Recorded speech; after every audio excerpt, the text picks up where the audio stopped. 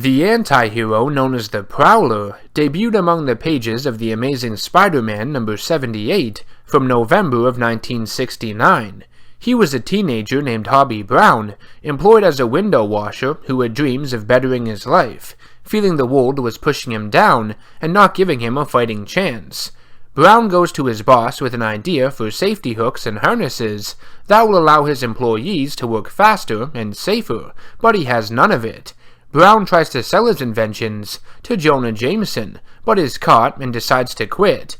His boss tells him he's had enough of his type, hinting at some underlying racism within the story.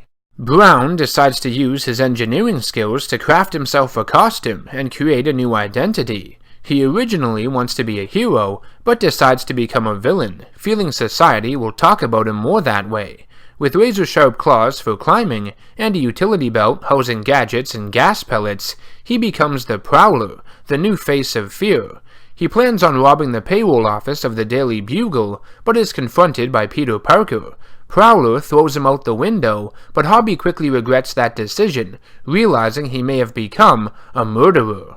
He flees, but is confronted by Spider-Man, which makes the reality of the situation sink in even further. He is in serious trouble. Prowler fires a compressed air pellet at Spider-Man, which blows up a chunk of the rooftop. Spidey insults the Prowler, which pisses Hobie off. He gets his claw trapped in the tower on the roof, but manages to release a smoke pellet, which allows him to escape. Hobie returns home and believes he has made a mistake. He wanted fame and glory, but didn't want to be accused of murder. He decides to pursue Spider-Man. Maybe capturing him and bringing him to the police will clear his name, though he was believed to have killed Peter, so I don't see how that would work.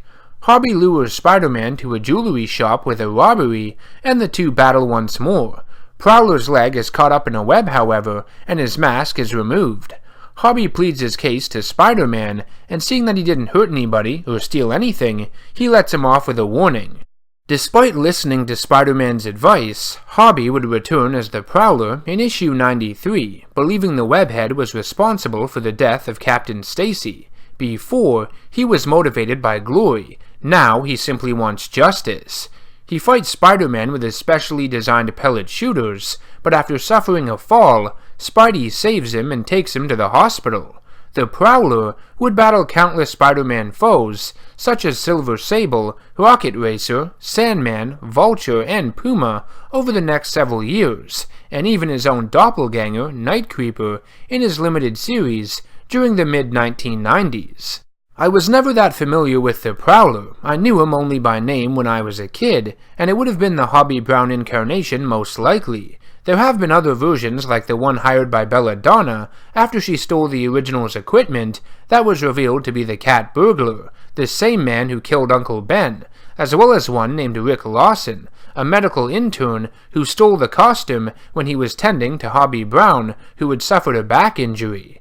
Without a doubt, the most recognizable incarnation of the Prowler at this point in modern-day society would have to be that of Aaron Davis, the uncle of Miles Morales, who debuted in Ultimate Comics Spider-Man number 1 from 2011. Sporting a new look, this version of the Prowler is a straight-up cat burglar. What makes the Aaron Davis Prowler so interesting is his relationship with the new Spider-Man. Miles looks up to him, but unlike his brother Jefferson, who has settled down and reformed, Aaron is unable to alter his course as a criminal. He finds out the identity of Spider-Man and plans to exploit his nephew's newfound powers. He wants to work together as partners in crime, and when Miles refuses, he blackmails him by threatening to tell his father. Classic douche move. Miles ends up clashing with his uncle, realizing his lifestyle has poisoned him and he no longer cares who he hurts. During the fight, the Prowler's gauntlets explode, killing Aaron in the blast. His final words to his nephew are that he is just like him, a criminal, a murderer. Spider-Man Into the Spider-Verse features a Prowler that draws inspiration from this one, though his arc is a little more hopeful than the comics were.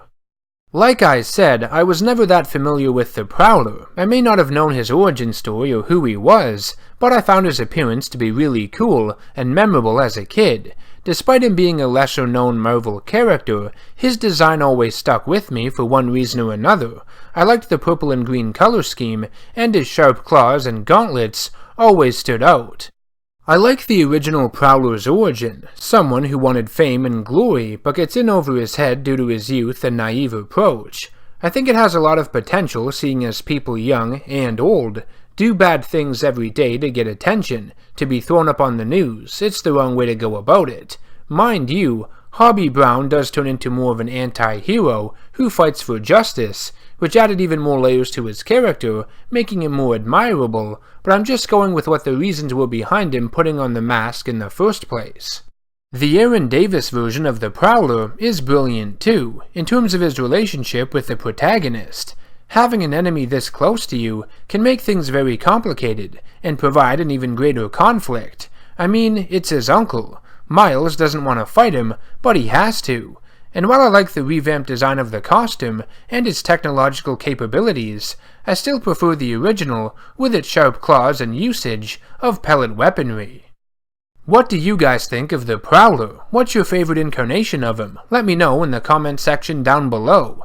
This has been Nerdgasm. If you enjoyed the video, make sure to subscribe to the channel and share the video to help me out. As always, I will see you in the next one. Take care.